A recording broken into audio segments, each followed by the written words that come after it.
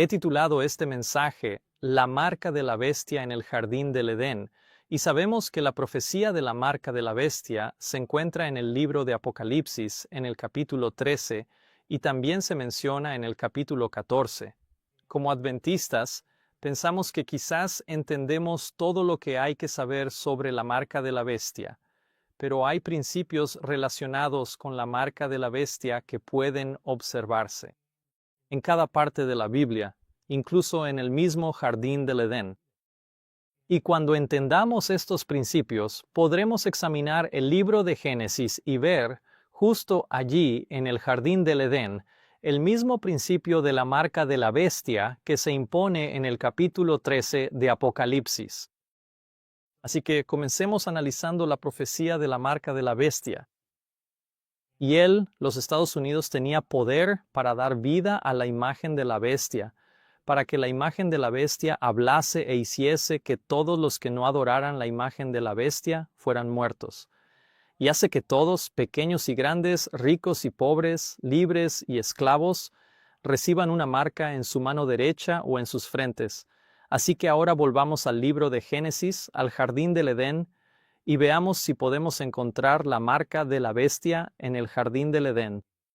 Y cuando la mujer vio que el árbol era bueno para comer y que era agradable a los ojos y árbol codiciable para alcanzar la sabiduría, tomó de su fruto y comió, y dio también a su marido, el cual comió así como ella.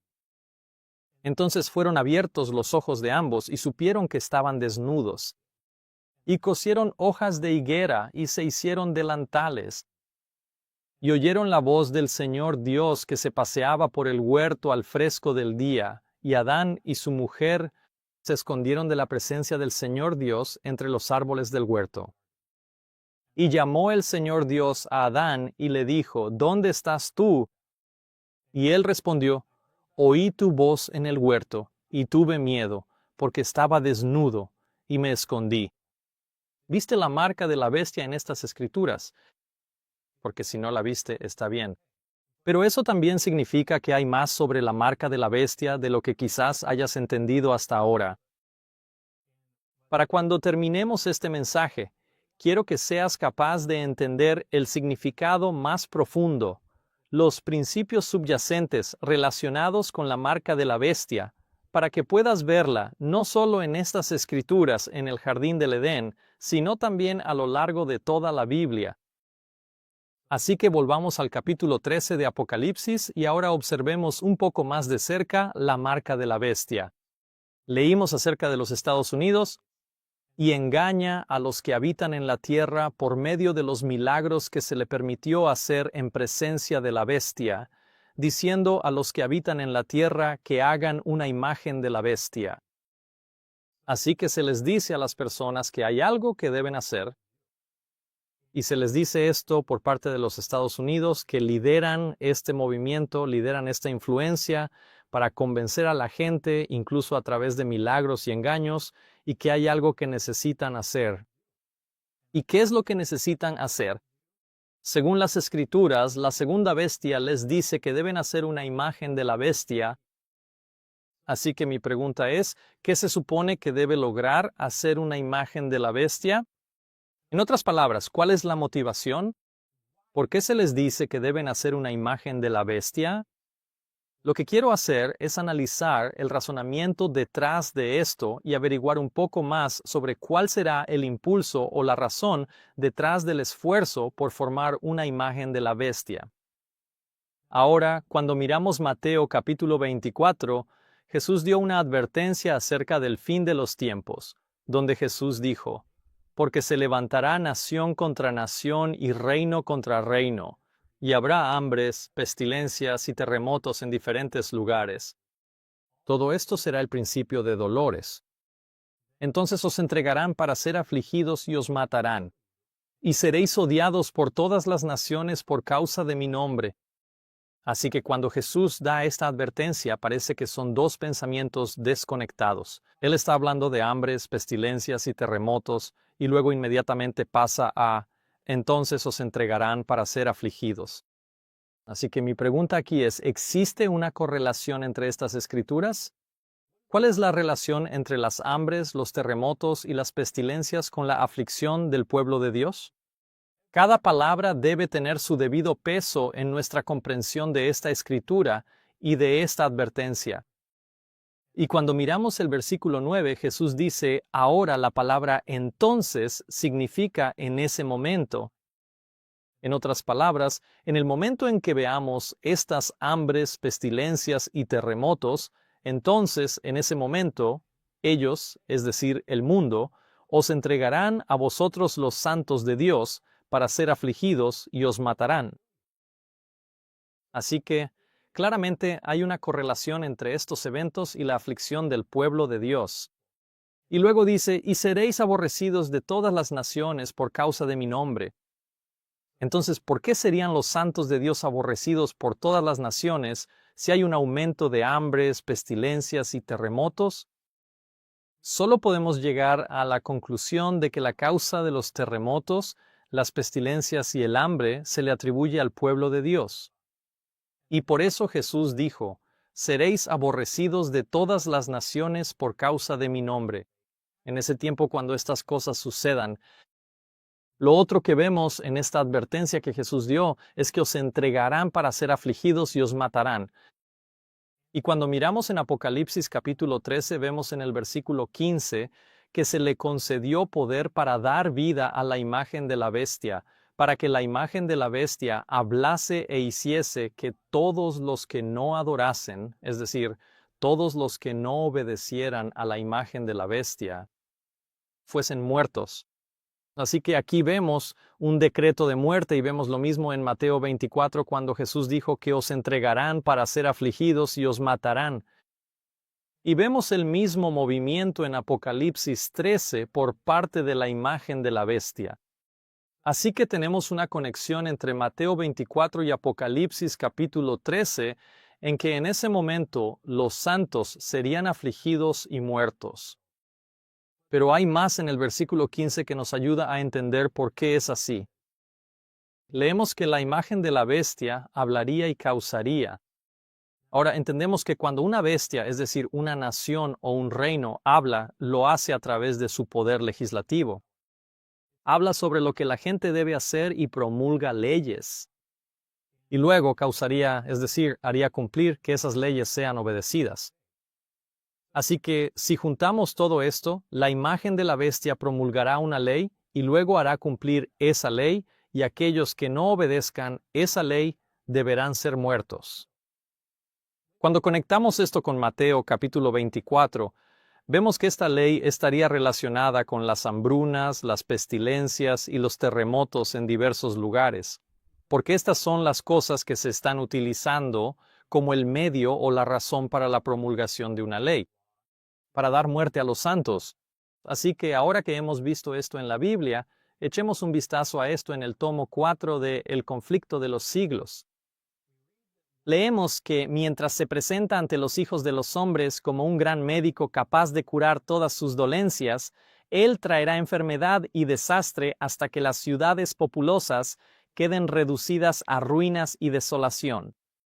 Incluso ahora Él está obrando en accidentes y calamidades por mar y por tierra, en grandes conflagraciones, en feroces tornados y terribles tormentas de granizo, en tempestades, inundaciones, ciclones, olas gigantes y, ahí está, terremotos en todo lugar y de mil formas. Es Satanás quien está ejerciendo su poder. Ahora, esta descripción nos está mostrando que Satanás está ejerciendo su poder ¿sobre qué? Sobre los elementos naturales, sobre el viento, sobre los mares, sobre la tierra, en feroces tornados y tormentas de granizo. Así que Satanás está ejerciendo su poder en el clima. ¿Y qué está haciendo a través del clima? ¿Qué está tratando de lograr? Él arrasa la cosecha madura, que sería alimento, y naturalmente la hambruna sería el resultado, y por eso leemos, y la hambruna y la angustia siguen. Él impregna el aire con una contaminación mortal y miles perecen por la pestilencia. Estas visitaciones serán cada vez más frecuentes y desastrosas. La destrucción caerá sobre los habitantes del mundo. Las bestias del campo gemirán y la tierra se marchitará. Así que Satanás va a obrar a través de todos estos desastres que está causando y mediante tormentas, pestilencias, hambrunas y terremotos, tal como Jesús advirtió.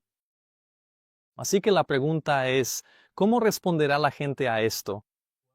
Bueno, leemos en el siguiente párrafo. Y luego recuerda que Jesús dijo que entonces, en ese momento, cuando sucedan estas cosas, os entregarán para ser afligidos y os matarán.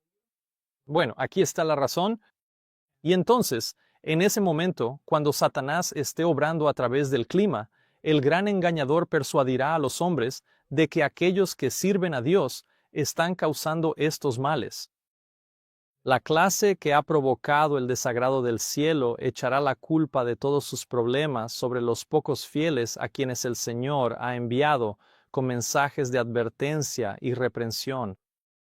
Se declarará que la nación está ofendiendo a Dios por la violación del domingo como día de reposo, que este pecado ha traído calamidades que no cesarán hasta que la observancia del domingo sea estrictamente impuesta, y que aquellos que presentan las demandas del cuarto mandamiento, destruyendo así la reverencia por el domingo, son los que causan problemas a la nación, impidiendo su restauración al favor divino y a la prosperidad temporal.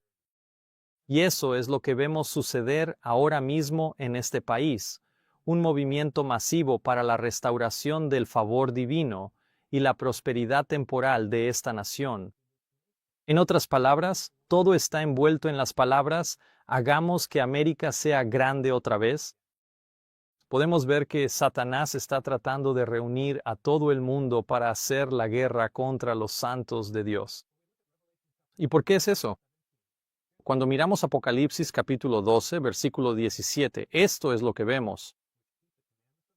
La guerra de Satanás al final de los tiempos no es contra todo el mundo. La guerra de Satanás al final de los tiempos es contra aquellos que guardan los mandamientos de Dios y tienen el testimonio de Jesucristo, porque esos son los pocos fieles que Satanás aún no tiene en su poder. Así que aquí está el punto.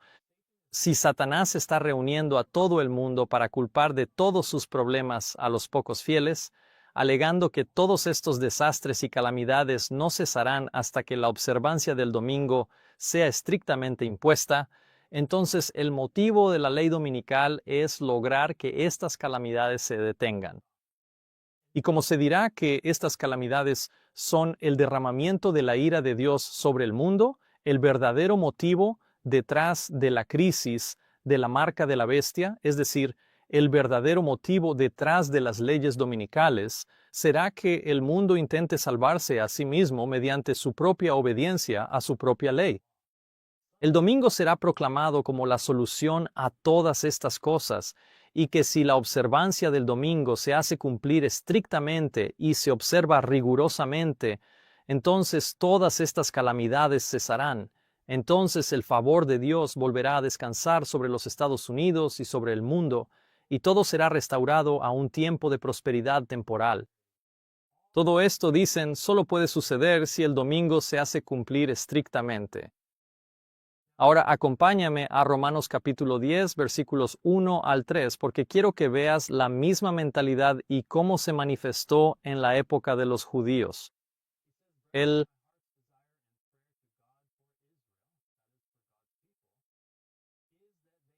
dice, y procurando establecer su propia justicia, no se han sometido a la verdadera y única justicia de Dios. Y ya he mencionado esto antes en varias ocasiones, pero realmente vale la pena repetirlo una vez más para que quede bien claro. ¿Qué es la justicia?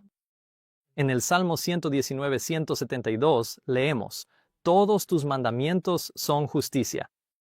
En otras palabras, la obediencia a la ley de Dios o la ley de Dios es el estándar de la justicia. Así que, cuando miramos lo que Pablo está diciendo aquí, si usamos la palabra mandamientos en lugar de la palabra justicia, esto se volverá un poco más claro. Porque Pablo dice, «Yo les doy testimonio de que tienen celo de Dios, pero no conforme a conocimiento, porque ignorando los mandamientos de Dios y procurando establecer sus propios mandamientos, no se han sometido a los mandamientos de Dios». Y ahora puedes ver lo que realmente está sucediendo aquí, porque puedes ver el mismo principio en Romanos capítulo 10 ocurriendo con la marca de la bestia, donde la imagen de la bestia hablará y hará que se promulgue una ley y se haga cumplir una ley para que todos la obedezcan o sean muertos, y están tratando de salvarse a sí mismos por su propia obediencia a su propia definición, a su propio estándar, y eso es exactamente con lo que Pablo estaba lidiando aquí con los judíos en Romanos capítulo 10. Que ellos procuraron establecer su propio estándar, su propia justicia, su propia definición de lo que creen que es la ley de Dios y no se han sometido a los mandamientos de Dios. En otras palabras, estas personas piensan que están obedeciendo a Dios, pero en realidad solo están obedeciendo su propia definición del estándar de Dios. En Profetas y Reyes leemos que al mismo tiempo que los judíos, por sus pecados, se estaban separando de Dios, eran incapaces de discernir el profundo significado espiritual de su servicio simbólico. En su propia justicia propia. Confiaban en sus propias obras, en los sacrificios y ordenanzas en sí mismos, en lugar de confiar en los méritos de aquel a quien todas estas cosas señalaban, y así procuraban establecer su propia justicia. Se edificaron a sí mismos en un formalismo autosuficiente. Al carecer del Espíritu y la gracia de Dios, intentaban compensar esa falta mediante una rigurosa observancia de ceremonias y ritos religiosos. No contentos con las ordenanzas que Dios mismo había establecido, sobrecargaron los mandamientos divinos con innumerables exigencias de su propia invención. Cuanto mayor era su distancia de Dios, más rigurosos eran en la observancia de estas formas. Así que, cuando los cristianos no confían en los méritos de Jesús, esto los lleva a confiar en sus propias obras y en su propia obediencia a sus propias leyes. Y aquí los judíos habían cambiado lo que Dios había mandado para adaptarlo a sus propias invenciones, estableciendo así su propia justicia o sus propios mandamientos. Ahora veamos Mateo capítulo 7, versículos 21 al 23. Jesús dijo en el versículo 21, «No todo el que me dice, Señor, Señor, entrará en el reino de los cielos, sino el que hace la voluntad de mi Padre que está en los cielos. Muchos me dirán en aquel día, Señor, Señor, ¿no profetizamos en tu nombre, y en tu nombre echamos fuera demonios, y en tu nombre hicimos muchos milagros?» ¿Por qué pensaban estas personas que Jesús debía salvarlas? Ellos vinieron a él diciendo, Señor, Señor, así que estas personas reconocían a Jesús como su Señor, pero vinieron a él diciendo que habían hecho muchas obras maravillosas. ¿Ves que estaban apelando a Jesús para que los salvara por sus buenas obras? Pensaban que podían ganarse la salvación por las cosas que habían hecho, por sus propios logros o sus propias acciones. Mira lo que dice Jesús, versículo 23, y entonces les declararé, nunca os conocí, apartaos de mí, hacedores de maldad. Eso es iniquidad. En otras palabras, estas personas estaban quebrantando la ley de Dios, pero al mismo tiempo apelaban a sus obras como la razón por la que Jesús debía salvarlos. Jesús les dijo a tales personas, en otras palabras, lo que Jesús nos está diciendo es que no tenemos derecho a llamarlo Señor mientras no hagamos las cosas que Él dice. En Lucas capítulo 13, versículo 24, Jesús les dice a tales personas, cuando el dueño de la casa se haya levantado y haya cerrado la puerta, y ustedes comiencen a quedarse afuera y a golpear la puerta diciendo, Señor, Señor, que es exactamente lo que decían en la parábola anterior. Ellos estaban llamando a Jesús, Señor, Señor. Pero Jesús dice, cuando empiecen a quedarse afuera y a golpear la puerta diciendo, Señor, Señor, ábrenos, Él les responderá y les dirá, no sé de dónde son. Entonces, aquí pueden ver que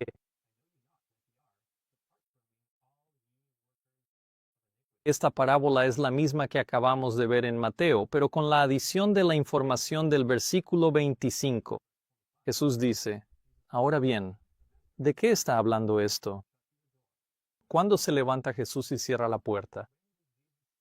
Verán, esto es una representación del cierre del tiempo de gracia. Cuando Jesús se levante y cierre la puerta, eso significa que el tiempo de gracia se termina para la raza humana.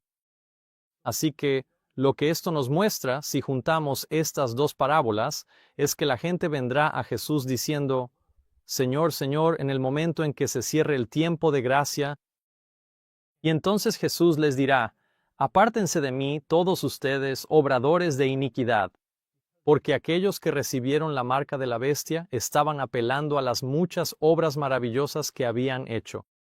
En otras palabras, los que recibieron la marca de la bestia estaban confiando en sus propias obras, en su propia justicia.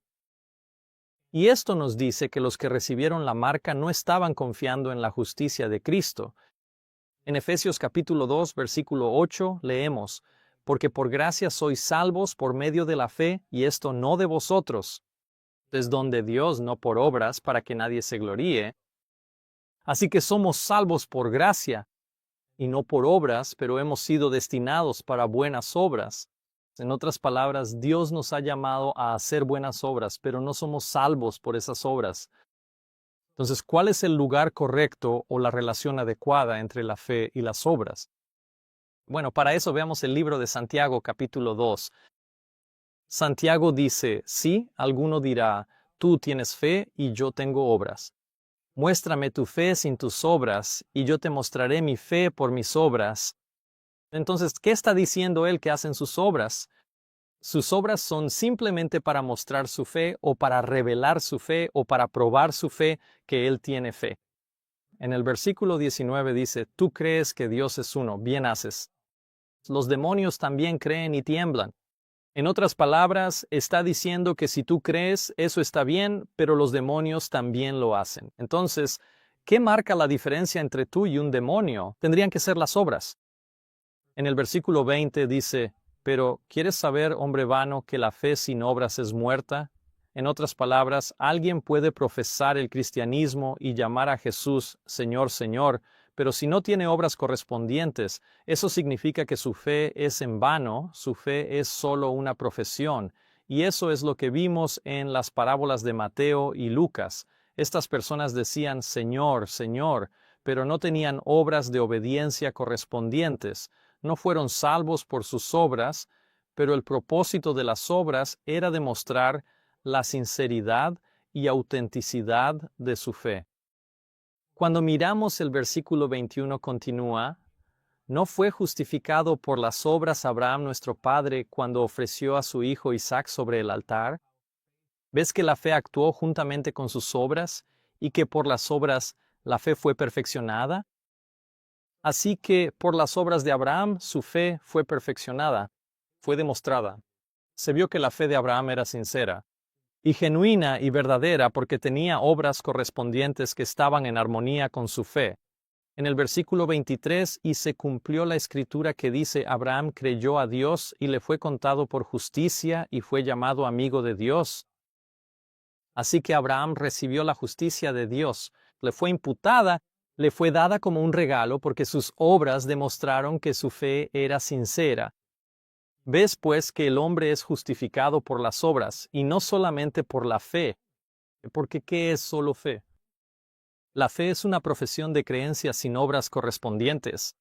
Así como aquellos después del tiempo de prueba que llamaron a Jesús Señor, Señor, pero no tenían obras de obediencia correspondientes, sino que señalaban su propia justicia propia y sus muchas obras maravillosas como razón por la cual Dios debería salvarlos. De igual manera, ¿no fue justificada también Rahab la ramera por las obras cuando recibió a los mensajeros y los envió por otro camino? Porque así como el cuerpo sin espíritu está muerto, así también la fe sin obras está muerta. Si decimos ser creyentes en Jesucristo, pero no obedecemos a Jesucristo, nuestra fe está muerta. No somos salvos por nuestras obras, somos salvos por la justicia de Cristo a través de nuestra fe, la cual se demuestra a través de y por medio de nuestras obras. Entonces, ¿cómo demostramos nuestra fe en la justicia de Cristo? Para esto veamos Hebreos capítulo 4, versículo 2. Porque a nosotros se nos ha predicado el Evangelio lo mismo que a ellos, pero la palabra que oyeron no les aprovechó, por no ir acompañada de fe en los que la oyeron. Porque los que hemos creído entramos en el reposo, tal como Él ha dicho, como juré en mi ira, no entrarán en mi reposo, aunque las obras estaban acabadas desde la fundación del mundo. Porque en cierto lugar dijo así del séptimo día, y reposó Dios de todas sus obras en el séptimo día. Y otra vez en este lugar, si entrarán en mi reposo. Todo este capítulo es la promesa de entrar en el reposo de Jesús. Pero ¿cuál es el requisito previo para entrar en ese reposo? En el versículo 2 leemos, porque a nosotros se nos ha predicado el Evangelio lo mismo que a ellos, pero la palabra que oyeron no les aprovechó por no ir acompañada de fe en los que la oyeron. Y luego, en el versículo 3, leemos, porque los que hemos creído entramos en el reposo, así que aquellos que no creen no pueden entrar en este reposo. Entonces, ¿en qué es lo que Pablo dice que debemos creer para poder entrar en este reposo? Y cuando miramos el versículo 2, él dice, porque a nosotros se nos ha predicado el Evangelio. Así que ellos no tuvieron fe en el Evangelio. No creyeron en el Evangelio y por lo tanto no pudieron entrar en el descanso que promete el Evangelio. Y Pablo dice en el versículo 4, porque en cierto lugar habló así del séptimo día, y Dios reposó el séptimo día de todas sus obras. Y otra vez en este lugar si entrarán en mi reposo. Así que lo que Pablo está diciendo es que aquellos que creen en el Evangelio entran en este reposo. En otras palabras, esto es lo que hacen para demostrar su fe en el Evangelio. Ellos entran en el reposo. ¿Cómo lo hacen? En el séptimo día, en el mismo día en que Dios reposó de sus obras. Entonces, el séptimo día es señal de qué? Es una señal de nuestra creencia, de nuestra fe en la obra que Dios ha realizado. Por ejemplo, Dios creó los cielos y la tierra y en el séptimo día descansó de todas sus obras que Dios creó e hizo. Así que cuando descansamos en el séptimo día, ya que es un memorial de la creación, estamos demostrando el hecho de que creemos que Dios creó los cielos y la tierra. Si no creyéramos que Dios creó los cielos y la tierra, no habría razón para descansar en el séptimo día. Ahora, he escuchado decir a un evangelista que enseña y predica sobre la creación que él nunca ha visto ni oído a Dios. He oído hablar de un creacionista que guardaba el sábado. Ahora, su razonamiento era que es imposible guardar el sábado. Bueno, ¿qué es el sábado? Es la señal y el memorial del hecho de que Dios creó los cielos y la tierra. Así que, ¿podría existir tal cosa como un creacionista que no demostrara su fe en el hecho de que Dios creó los cielos y la tierra descansando en el séptimo día? En otras palabras, si alguien profesa ser creacionista pero no guarda el sábado, entonces está contradiciendo su fe, y el hecho de que no descanse en el séptimo día demuestra que en realidad no cree que Dios creó los cielos y la tierra. Así que esto nos lleva de vuelta a lo que estábamos hablando con Santiago. Mostramos nuestra fe por medio de nuestras obras. No somos salvos por nuestras obras, pero lo que hacemos demuestra si nuestra fe es sincera y genuina. Y por eso no existe tal cosa como un creacionista que no guarde el sábado, porque el sábado es el memorial del hecho de que Dios creó los cielos y la tierra. Pero el Evangelio no se trata solo de profesar fe en que Dios creó el mundo. Pablo nos dice exactamente qué es el Evangelio. Pablo dice, porque no me avergüenzo del Evangelio de Cristo, porque es poder de Dios para salvación a todo aquel que cree, al judío primeramente y también al griego. Porque en él, es decir, en el Evangelio, se revela la justicia de Dios. De fe en fe, como está escrito, el justo por la fe vivirá. ¿Y qué es la justicia? La justicia es obediencia. La justicia es hacer lo correcto. En Deuteronomio capítulo 6, versículo 25 dice, y será nuestra justicia si cuidamos de poner por obra todos estos mandamientos delante del Señor nuestro Dios, como Él nos ha mandado. Así que nuestra observancia de los mandamientos de Dios es justicia. En 1 Juan capítulo 3 leemos, hijitos, que nadie os engañe. El que hace justicia es justo, así como Él es justo. Entonces, ¿quién es justo? Aquel que hace justicia. Mi punto aquí es simplemente que la justicia es obediencia, pero no queremos presentar a Dios nuestra obediencia. Isaías nos dice que todas nuestras justicias son como trapos de inmundicia. Toda nuestra justicia, toda nuestra obediencia es imperfecta e incompleta. Pero cuando Dios creó los cielos y la tierra, su obra fue completa y su obra fue perfecta. Y así también ocurre con el Evangelio y la obra de la redención. Cuando Cristo descansó en la tumba el séptimo día, estaba mostrando que la obra que Cristo había realizado, la vida perfecta de obediencia que Jesús había vivido en carne humana, era perfecta y completa, y no le faltaba nada. Y por eso Jesús pudo descansar. Podía descansar en el hecho de que el trabajo estaba hecho y de que estaba perfectamente hecho. Entonces, ¿de quién son las obras de obediencia que queremos proclamar? ¿Nuestro? Obviamente no. Queremos reclamar la justicia, la obediencia de Jesús. Así que, recordando que mostramos nuestra fe por nuestras obras, mostramos pues nuestra fe en la justicia de Cristo, en las obras de obediencia que Jesús ha realizado, descansando en el séptimo día. Porque los que hemos creído, dice Pablo, entramos en el reposo. Así que si profesamos creer en Jesucristo, descansaremos en el séptimo día como una señal de nuestra creencia de que la obra que Jesús realizó en nuestro favor fue perfecta y completa. Y respondiendo Jesús, le dijo, déjalo ahora, porque así conviene que cumplamos toda justicia. ¿Cómo cumplió Jesús toda justicia? Vemos en Mateo capítulo 5, versículo 17. No penséis que he venido para abrogar la ley o los profetas. No he venido para abrogar, sino para cumplir. En otras palabras, Jesús vino a cumplir la ley viviendo una vida humana en perfecta armonía con la ley. Como hombre, vivió una vida perfectamente obediente y nosotros declaramos esa vida perfectamente obediente como nuestra por medio de la fe. ¿Y cómo lo declaramos? La vida perfectamente obediente de Jesús, la justicia de Cristo.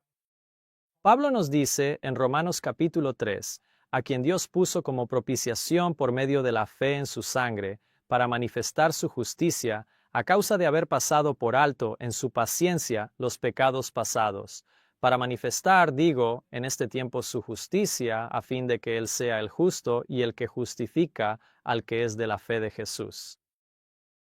Así que el sábado del séptimo día es una señal de nuestra creencia en las obras de ¿quién? Es una señal de nuestra creencia en la obediencia perfecta de Jesucristo. Así es como declaramos la justicia de Jesús como nuestra propia justicia. Descansamos en el séptimo día y al descansar en el séptimo día y cesar de nuestras propias obras, estamos mostrando que estamos poniendo nuestra fe y nuestra confianza en la obra que Jesús ha hecho, razón por la cual podemos descansar de nuestras propias obras. Descanso del pecado, descanso del egoísmo, descanso de la autosuficiencia. Con una paz perfecta y confianza al saber que Jesús ha vivido una vida perfectamente obediente que cumple todas las demandas de la ley y por lo tanto podemos descansar. La justicia es obediencia a la ley. La ley exige justicia y esto es lo que el pecador le debe a la ley, pero es incapaz de cumplirlo. La única manera en que puede alcanzar la justicia es por medio de la fe. La única manera en que podemos alcanzar la justicia es por medio de la fe, no por obras. Pero ¿cómo? ¿Cómo es que por la fe podemos alcanzar la justicia? Leemos en la siguiente frase, por la fe puede presentar a Dios los méritos de Cristo, y el Señor pone la obediencia de su Hijo en la cuenta del pecador. Así es como alcanzamos la justicia, por la fe.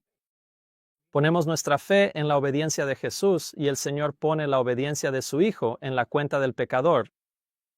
La justicia de Cristo es aceptada en lugar del fracaso del hombre, y Dios recibe, perdona, justifica al alma arrepentida y creyente, la trata como si fuera justa y la ama como ama a su Hijo.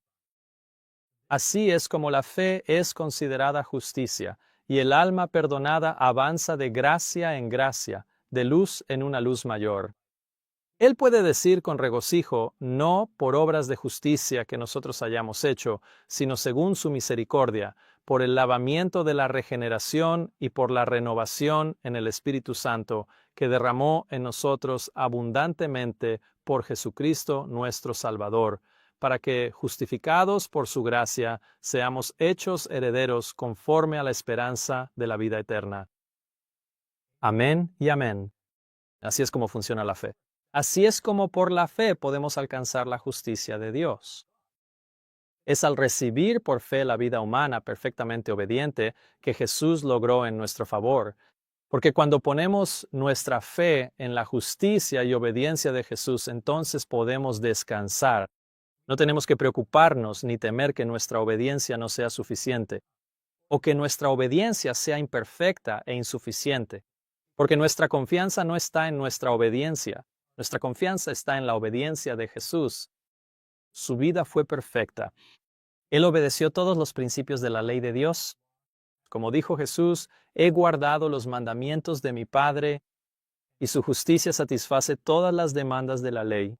Y luego Jesús nos da esa justicia como un regalo gratuito por medio de la fe. Esto hace que el sábado del séptimo día sea una señal de nuestra fe en la justicia de Jesús. Eso es lo que es una señal de nuestra fe. Es algo que podemos hacer, pero no es una obra, es un descanso. Cuando descansamos en el séptimo día, es una señal de nuestra fe en la obediencia perfecta de Jesucristo. Mira lo que dice Ejita Wagner aquí sobre el sábado y la fe. Hablando sobre los judíos, dice que su obediencia no era la obediencia de la fe, sino solo de forma. De un sábado así que el Señor nos libre. De eso es de lo que somos liberados en el sábado del Señor, porque somos salvos de nuestras propias obras y se nos otorgan las obras perfectas del Señor. El séptimo día es el sábado del Señor, pero cuidémonos de convertirlo en una simple caricatura del descanso. Tomémoslo por lo que es el descanso del Señor. ¿Y no es el domingo una forma de descanso? Porque no es conforme a Dios, sino conforme a las ideas del hombre sobre lo que Dios ha dicho. Pero ¿qué hay del sábado del séptimo día? ¿Es posible guardar u observar el sábado del séptimo día en el día correcto, pero que aún así sea solo una mera formalidad, y no una fe real y permanente y un descanso en las obras perfectas del Señor? Verás, muchos descansan en sábado de sus propias obras. Se echan una siesta o descansan de su trabajo. Lo convierten en un descanso físico. Y servimos a un Dios que no se cansa ni se fatiga. Así que cuando Él descansó en el séptimo día, ese descanso no se trataba de que Dios estuviera agotado. Este descanso es un descanso espiritual, un reposo en la culminación y perfección de la obra que lo precedió. Verás, quienes hacen del sábado del séptimo día un descanso físico pierden por completo el significado y la bendición del descanso espiritual. En lugar de tener una satisfacción, un gozo y una paz espiritual al descansar en el hecho de que Jesús vivió una vida perfectamente obediente y que su justicia cumple con todas las demandas de la ley en lugar de nuestros pecados, en vez de tener ese tipo de descanso, descansan simplemente de su propio trabajo, de su propio esfuerzo, de su propio agotamiento. Y piensan que el sábado se trata únicamente de la restauración física. Si ese fuera el caso, entonces podríamos descansar el domingo tanto como cualquier otro día. Pero ese no es el punto. El sentido del descanso sabático es descansar en la obra que Jesús ha realizado por nosotros. Y ese descanso solo se puede recibir y entrar en él descansando el día en que Jesús descansó de la obra que Jesús hizo. Jones dice, entonces el mensaje de la justicia de Dios, que es por la fe en Jesucristo, nos lleva y nos trae al perfecto cumplimiento de la ley de Dios. ¿No es así? Congregación, sí. Entonces ese es el objeto, el objetivo y el punto único del mensaje del tercer ángel, ¿no es así? Congregación, sí. Ese es el objetivo y el significado del mensaje del tercer ángel. Es descansar en la perfección y obediencia de Jesús que Él ha realizado en nuestro favor y descansar en su poder para santificarnos y llevarnos a la armonía con su ley. Ese es el punto del mensaje del tercer ángel. Es descansar en la obra que Jesús ha hecho y descansar en la obra que Jesús está haciendo en nosotros. Y el tercer ángel lo siguió diciendo a gran voz: si alguno adora a la bestia y a su imagen, y recibe la marca en su frente o en su mano, él también beberá del vino de la ira de Dios, que ha sido vaciado puro en el cáliz de su indignación. Y será atormentado con fuego y azufre delante de los santos ángeles y delante del Cordero. Y el humo de su tormento sube por los siglos de los siglos. Y aquí está el punto: no tienen descanso. No tienen descanso ni de día ni de noche los que adoran a la bestia y a su imagen, y cualquiera que recibe la marca de su nombre. ¿Por qué no tienen descanso? Porque confían en sus propias obras, en su propia justicia propia, en su propia obediencia, en su propia ley dominical, y han rechazado la justicia y la obediencia perfecta de Jesús, y por eso no tienen descanso. Nunca es suficiente, porque su propia obediencia a su propia ley nunca será suficiente para satisfacer y cumplir las demandas de la ley de Dios. Porque toda su justicia está contaminada de egoísmo y es imperfecta e incompleta, y por lo tanto nunca es suficiente. Por eso siempre están esforzándose por más, siempre temerosos de más ira de Dios a pesar de toda su obediencia. Aún temerosos, aún no teniendo descanso de día ni de noche perpetuamente. Tal es el destino de aquellos que se niegan a descansar en la justicia de Cristo. E.J. Wagner dice: pero creo que cualquiera aquí puede ver que el mensaje del tercer ángel es la justificación por la fe. Porque el sábado es justicia por la fe. Porque por ella el hombre entra en las obras de Dios y esas obras son perfectas. Por tanto, porque entra en posesión de las obras de Dios y esas obras son perfectas, por eso obtiene descanso por la fe. Pero el hombre que no cree en el Señor no puede obtener descanso.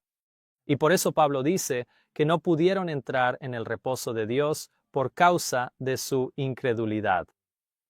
¿Incredulidad en qué? Su incredulidad en el Evangelio, que era la revelación de la justicia de Cristo. Pablo dice en Hebreos capítulo 4, versículo 6, así que puesto que falta que algunos entren en él, y aquellos a quienes primero se les anunció la buena nueva, no entraron por causa de incredulidad. En otras palabras, aquellos que no creyeron en el Evangelio, que es la revelación de la justicia de Dios, no pudieron entrar en el reposo. Y así como no tiene sentido descansar en el sábado si alguien no cree que Dios creó el mundo, tampoco tiene sentido descansar en el sábado si alguien no cree que la obra que Jesús realizó para nuestra redención fue perfecta y completa. Además, es imposible descansar en el sábado si alguien no cree. Y ese es el punto. Puedes abstenerte físicamente de trabajar en el séptimo día, pero el reposo que debemos recibir es el reposo que proviene de creer en la obra que Dios ha terminado a nuestro favor. Así que, si podemos descansar en la obra que Jesús ha hecho por nosotros, creyendo que Él vivió una vida perfectamente obediente en carne humana, ¿no podemos también descansar en la obra que Él puede hacer en nosotros, viviendo en nosotros, para vivir una vida perfectamente obediente en nosotros? Nuestra carne. Eso es también lo que significa el reposo sabático. No solo nuestra fe en la obra que Cristo ha hecho, sino nuestra fe en la obra que Cristo puede y hará en y a través de nosotros. Porque Él vino a salvar a su pueblo de sus pecados. No solo de los pecados cometidos, sino del mismo poder del pecado. Ni siquiera simplemente para evitar que pequemos, sino también para que ni siquiera lo deseemos. El Señor no permite que los seres humanos vengan al mundo heredando debilidad en el poder moral y luego deje a estas almas solas con sus tendencias heredadas y cultivadas para que las manejen como quieran. Seríamos completamente vencidos. Aquellos que ponen su confianza en Cristo no deben ser esclavizados por ningún hábito o tendencia heredada o cultivada. En lugar de estar sujetos a la naturaleza inferior, deben gobernar todo apetito y pasión. Dios no nos ha dejado para luchar contra el mal con nuestra propia fuerza finita. Cualesquiera que sean nuestras tendencias heredadas o cultivadas hacia el mal, podemos vencer mediante el poder que Él está dispuesto a impartir. ¿Crees que Él puede impartir un poder en nosotros que nos permita, a través de su poder, vencer todo pecado? Incluso esas tendencias al mal que son cultivadas y hereditarias. Si es así, entonces te invito a entrar en el reposo en el séptimo día como una señal de tu fe en el poder santificador de Cristo, porque esa es la señal y el significado del sábado. Dios dice: habla tú también a los hijos de Israel, diciendo: de cierto guardaréis mis sábados, porque es una señal entre mí y vosotros por vuestras generaciones, para que sepáis que yo soy el Señor que os santifico. Verás, el sábado no solo es la señal de que Dios puede santificarnos, sino que también es una señal de que reconocemos que la obra de santificación es de Dios. Por lo tanto, el sábado es una señal de la salvación por la fe en la gracia de Dios. Verás, muchos de los que rechazan el sábado del séptimo día acusan a quienes sí lo guardan de ser legalistas, como si obedeciéramos el séptimo día porque pensáramos que así podríamos ganarnos el favor de Dios, cuando en realidad te digo que es exactamente lo contrario. El séptimo día es la señal que Dios ha designado como símbolo de nuestra fe en que Dios es quien nos santifica, y que es por su poder que somos santificados y por sus obras perfectas y completas en Cristo que somos salvos. Porque es al descansar en el séptimo día que demostramos nuestra fe en el poder de Cristo para santificarnos, reconociendo que la obra no es nuestra. Si rechazáramos el séptimo día y guardáramos el domingo, bien podría ser una señal de nuestra fe en que somos salvos por nuestras propias obras. Pero yo guardo el sábado del séptimo día porque reconozco que es una señal de que no soy salvo por mis propias obras, sino que soy salvo por el poder santificador de Dios a través de Cristo en mí. Y al descansar del yo y cesar de las obras propias, descansando en el poder y la promesa de Dios de obrar en nosotros, Él nos santifica conforme a su promesa. Y al observar el día de reposo, profesamos nuestra fe en esa promesa. De nuevo, determina un cierto día diciendo en David: hoy, después de tanto tiempo, como se ha dicho, hoy, si oís su voz, no endurezcáis vuestros corazones. Porque si Jesús, es decir, Josué, les hubiera dado el reposo, no hablaría después de otro día. Por tanto, queda un reposo para el pueblo de Dios.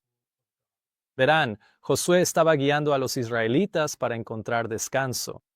¿Dónde? En la tierra de Canaán, que en ese momento estaba ocupada por gigantes. Leemos sobre esto en Números capítulo 14, versículo 22. Porque todos aquellos hombres que han visto mi gloria y mis milagros que hice en Egipto y en el desierto, y me han tentado ya estas 10 veces, y no han escuchado mi voz, ciertamente no verán la tierra que juré a sus padres, ni la verá ninguno de los que me provocaron. Verán, ellos no creyeron en los milagros y las obras que Dios había hecho a su favor para llevarlos a la tierra de reposo. Dios había obrado para su liberación. Él había realizado milagros y hecho muchas obras maravillosas. Pero ellos no creyeron. No creyeron que Dios pudiera liberarlos. No creyeron que las obras de Dios fueran suficientes. Y por lo tanto no pudieron entrar en su reposo. Y Josué, hijo de Nun, y Caleb, hijo de Jefone, que estaban entre los que exploraron la tierra, rasgaron sus vestidos y hablaron a toda la congregación de los hijos de Israel, diciendo: la tierra por la que pasamos para reconocerla es una tierra en extremo buena. Si el Señor se agrada de nosotros, Él nos llevará a esta tierra y nos la dará, una tierra que fluye leche y miel. Solamente no os rebeléis contra el Señor, ni temáis al pueblo de la tierra, porque ellos serán pan para nosotros. Su amparo se ha apartado de ellos y el Señor está con nosotros. No les temáis. Pero ¿cómo respondió la congregación? En el versículo 10 leemos, pero toda la congregación dijo que los apedreasen con piedras. Y la gloria del Señor apareció en el tabernáculo de reunión ante todos los hijos de Israel. Y el Señor dijo a Moisés, ¿hasta cuándo me ha de irritar este pueblo? ¿Y hasta cuándo no me creerán? Por todas las señales que he hecho en medio de ellos. Entonces, ¿cuál dijo Dios que era el problema? No le creyeron. Todas las señales y milagros, las cosas que Dios había hecho por ellos, las maneras en que Dios había obrado para su liberación, no le creyeron. No creyeron que Dios pudiera llevarlos a la tierra de Canaán. No creyeron que por el poder de Dios pudieran vencer a los gigantes en la tierra de Canaán. Y así también, si no creemos que Dios puede vencer el pecado en nosotros, nunca entraremos en el reposo. Continuaremos pecando y el yo seguirá manifestándose en nuestras vidas y nunca entraremos en el Canaán celestial. Porque algunos, después de oír, provocaron, aunque no todos los que salieron de Egipto con Moisés. Pero ¿con quién estuvo él disgustado durante 40 años? ¿No fue con aquellos que pecaron, cuyos cadáveres cayeron en el desierto? ¿Y a quienes juró que no entrarían en su reposo, sino a aquellos que no creyeron? Así que vemos que no pudieron entrar a causa de la incredulidad. ¿Y de qué es señal el sábado? De nuestra fe.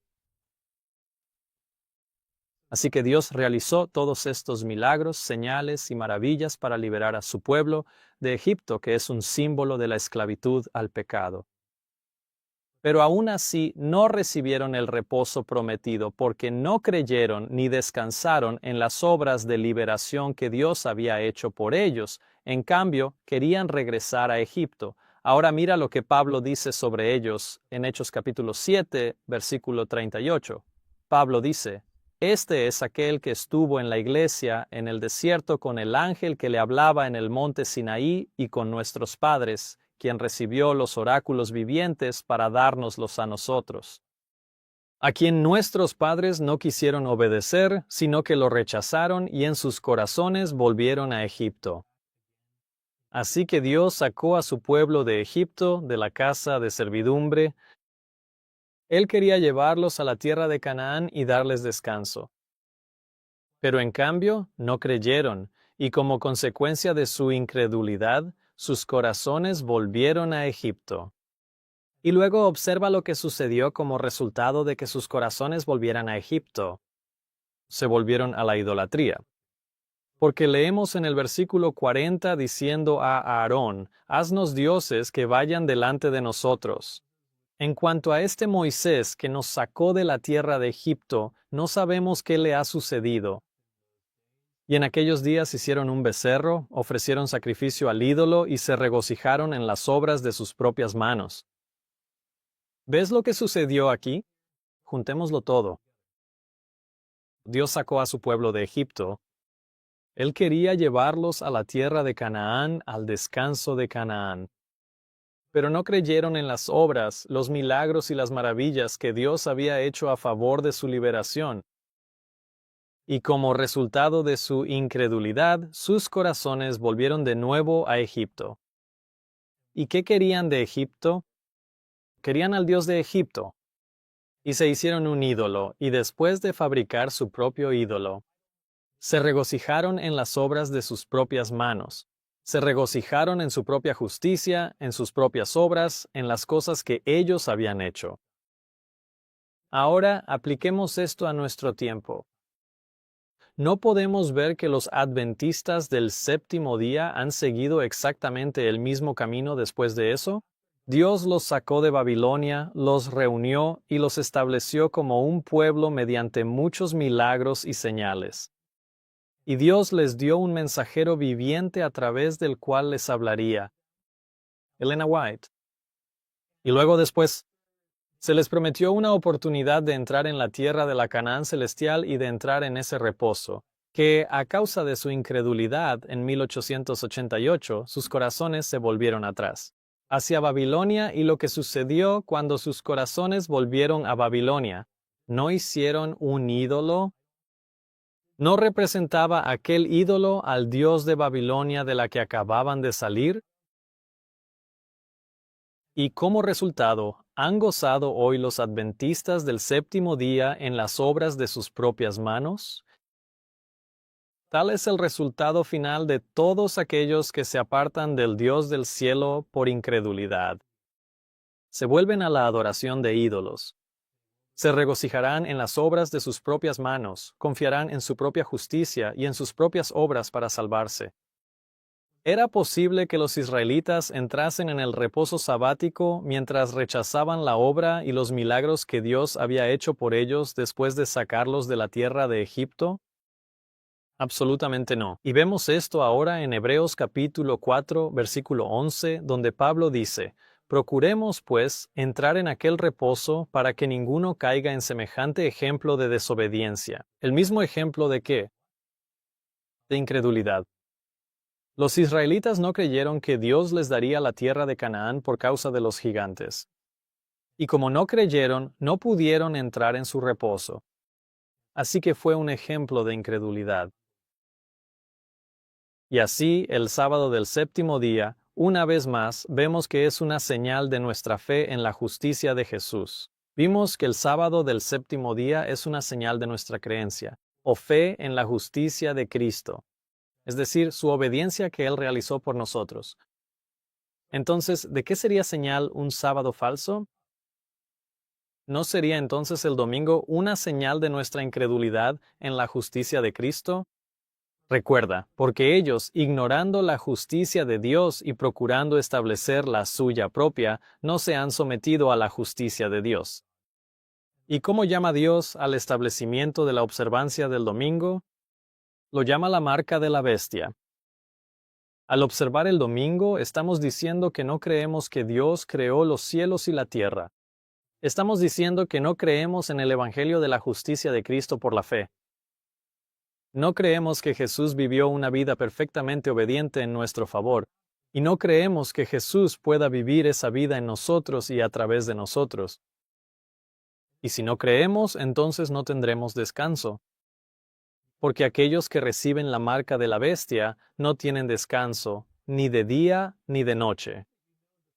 Ahora que conoces la principal diferencia entre la marca de la bestia y el verdadero descanso sabático, ve si puedes identificar quién recibió cuál señal en estos ejemplos.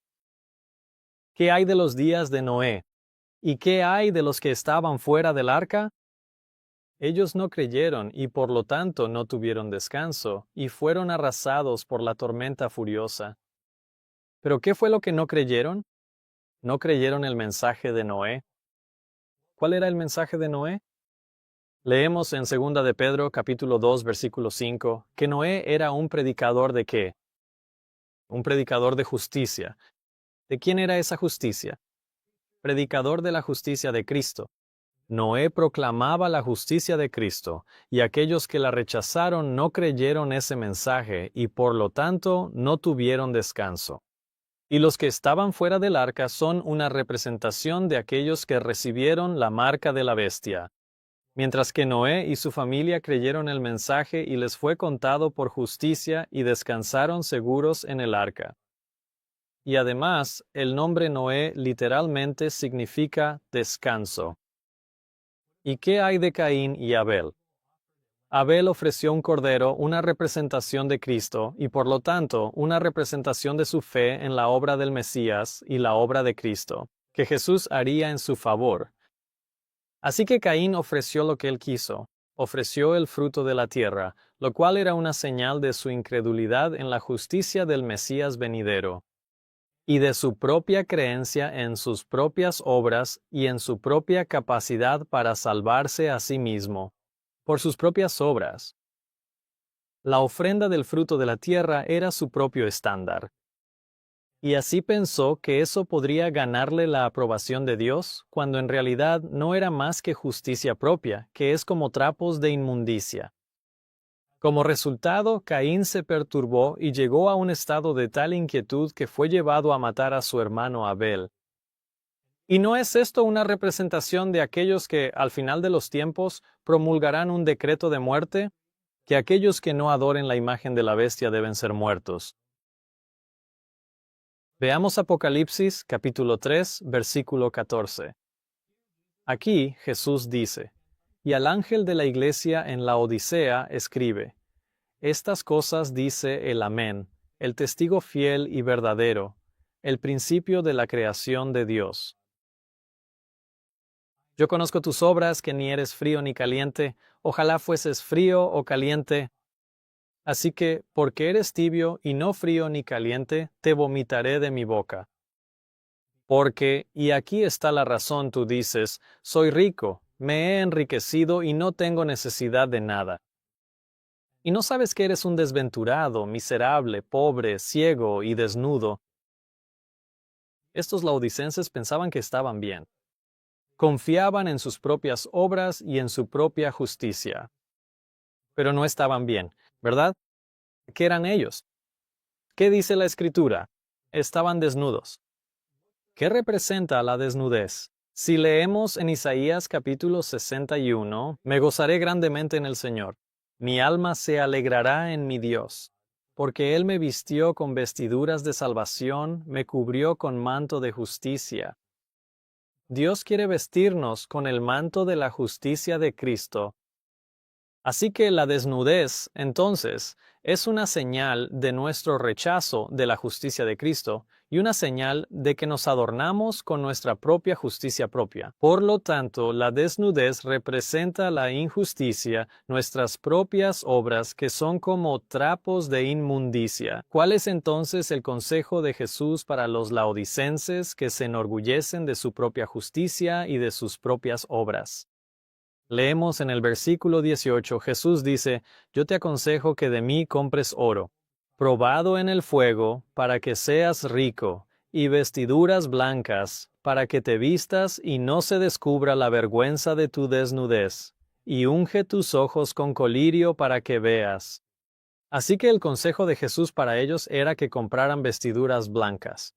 Así que lo que Jesús nos está diciendo es que al final de los tiempos, la última iglesia se enorgullecerá de su propia justicia propia, de sus propias obras, y que rechazarán la justicia de Cristo. Entonces, ¿de qué está llena la iglesia de la Odisea? De justicia propia. Están llenos de orgullo por sus propios logros, esfuerzos y predicación. Y esta es la misma clase que viene a Jesús cuando el Maestro se ha levantado para cerrar la puerta, cuando se cierra el tiempo de gracia, diciendo, muchos me dirán en aquel día, Señor, Señor, ¿no profetizamos en tu nombre y en tu nombre echamos fuera demonios? Y en tu nombre hicimos muchas obras maravillosas. Esa es la iglesia de la Odisea. Confían en sus propias obras. ¿Y qué hará Jesús?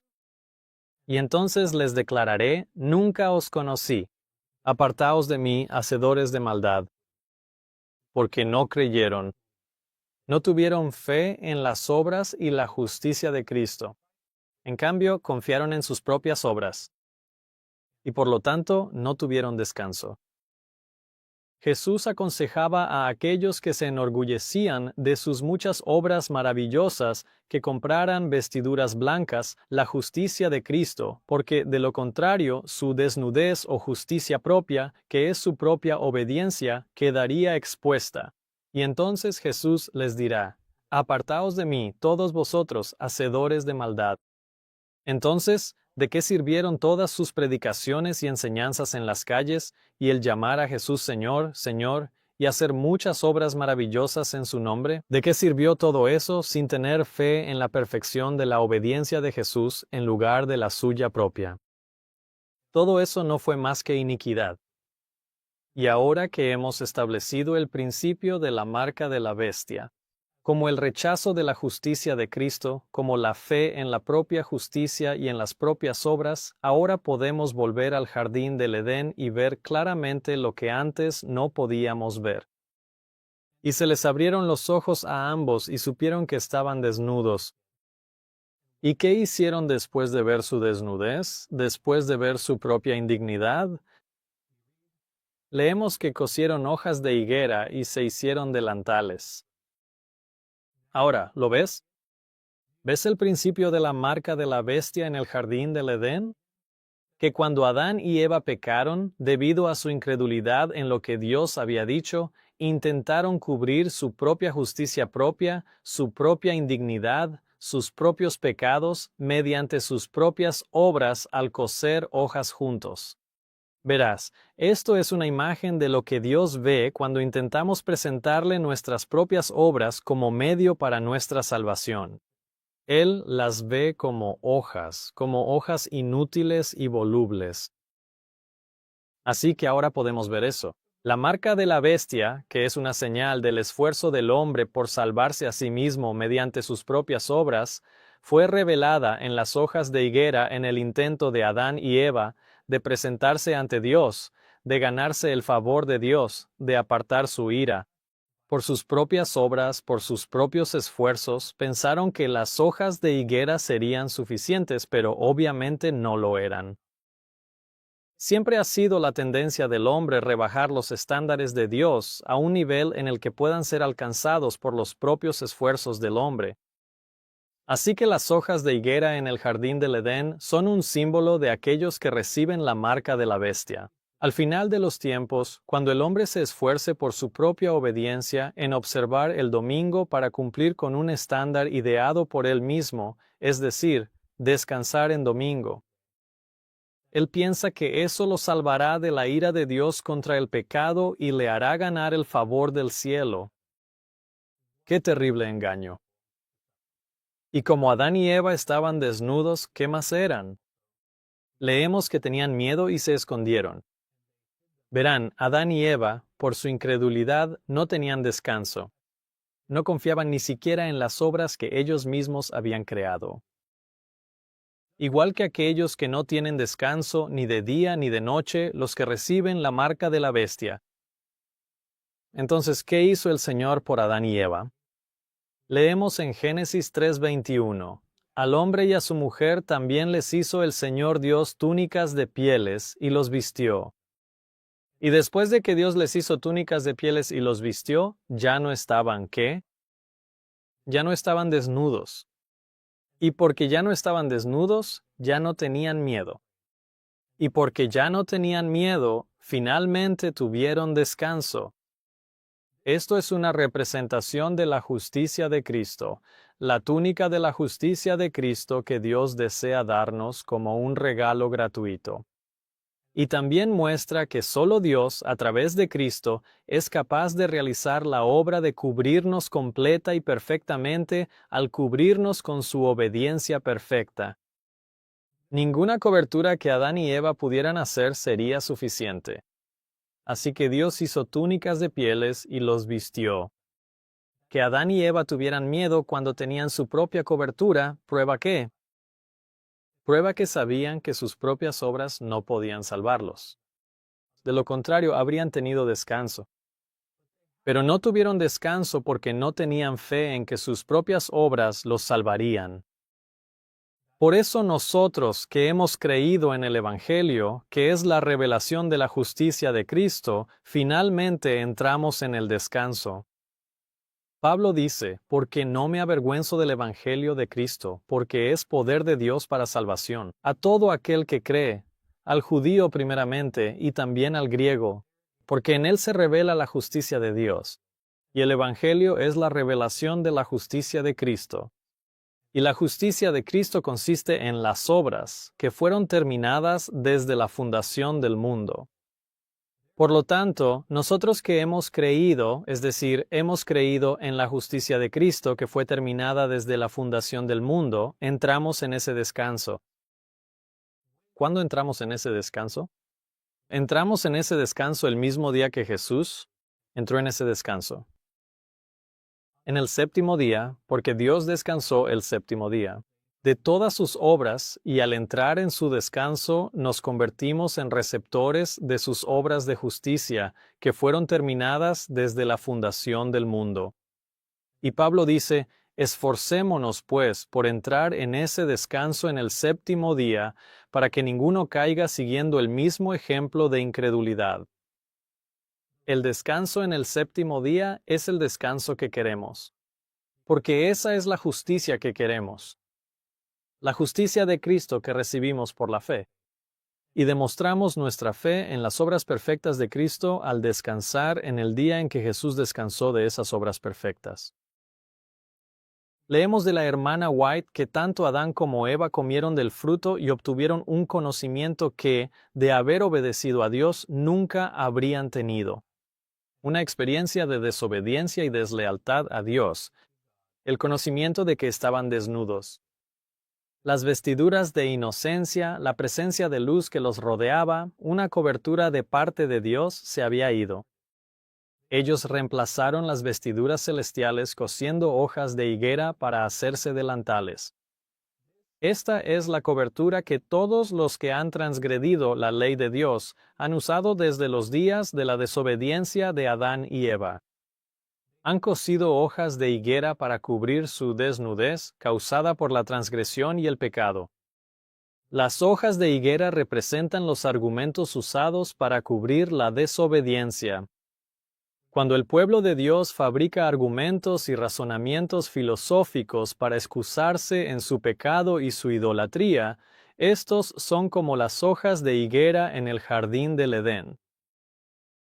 Cuando el Señor llama la atención de hombres y mujeres hacia la verdad, comenzará la confección de delantales de hojas de higuera, para ocultar la desnudez del alma de cada transgresor.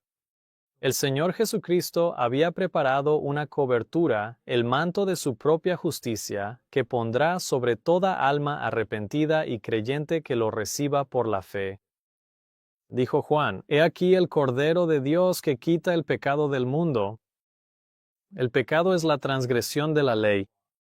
Cristo murió para hacer posible que todo hombre pueda ser librado de sus pecados. Un delantal de hojas de higuera nunca cubrirá nuestra desnudez. El pecado debe ser quitado, y el manto de la justicia de Cristo debe cubrir al transgresor de la ley de Dios. Entonces, cuando el Señor mira al pecador creyente, no ve las hojas de higuera que lo cubren, sino el propio manto de justicia de Cristo, que es la obediencia perfecta a la ley de Jehová. El hombre ha ocultado su desnudez, no bajo una cobertura de hojas de higuera, sino bajo el manto de la justicia de Cristo. Cristo ha hecho un sacrificio para satisfacer las demandas de la justicia. ¿Qué precio tuvo que pagar el cielo para rescatar al transgresor de la ley de Jehová? Sin embargo, esa santa ley no podía mantenerse con un precio menor. En lugar de que la ley fuera abolida para encontrarse con el hombre pecador en su condición caída, ha sido mantenida en toda su sagrada dignidad. En su Hijo, Dios se entregó a sí mismo para salvar de la ruina eterna a todos los que creyeran en Él. El pecado es deslealtad a Dios y merece castigo. Las hojas de higuera cosidas juntas se han utilizado desde los días de Adán, pero la desnudez del alma del pecador no queda cubierta. Todos los argumentos reunidos por todos los que se han interesado en esta obra endeble no llegarán a nada. En otras palabras, cuando aquellos que excusan su idolatría diciendo que no importa o que no es importante, o que no importa en qué día descansemos, o que no importa a qué Dios adoremos, o que no importa si creemos en la filiación de Jesús. Todos estos son como las hojas de higuera. Y aquellos que se aferran a estas hojas acabarán en la nada junto con ellas. El pecado es la transgresión de la ley. Cristo se manifestó en nuestro mundo para quitar la transgresión y el pecado, y para sustituir la cobertura de hojas de higuera por los puros vestidos de su justicia. La ley de Dios queda vindicada por el sufrimiento y la muerte del unigénito Hijo del Dios infinito. Por lo tanto, mi llamado para ustedes es que abracen, reverencien y observen el sábado del séptimo día, no por motivos legalistas o egoístas, sino porque tienen fe en la justicia y la obediencia perfecta que Jesús ha realizado en su favor. Y porque tienen fe en que Jesús puede vivir esa misma obediencia en su propia vida a través de su poder santificador. Oro para que entremos en el próximo sábado y realmente experimentemos, algunos de nosotros por primera vez, aunque hayamos estado guardando el día correcto durante años o décadas, que verdaderamente entremos en ese reposo espiritual con gozo en nuestros corazones, sabiendo que la obra de lograr nuestra salvación ya ha sido realizada y que finalmente podemos descansar en lo que Jesús ha hecho por nosotros.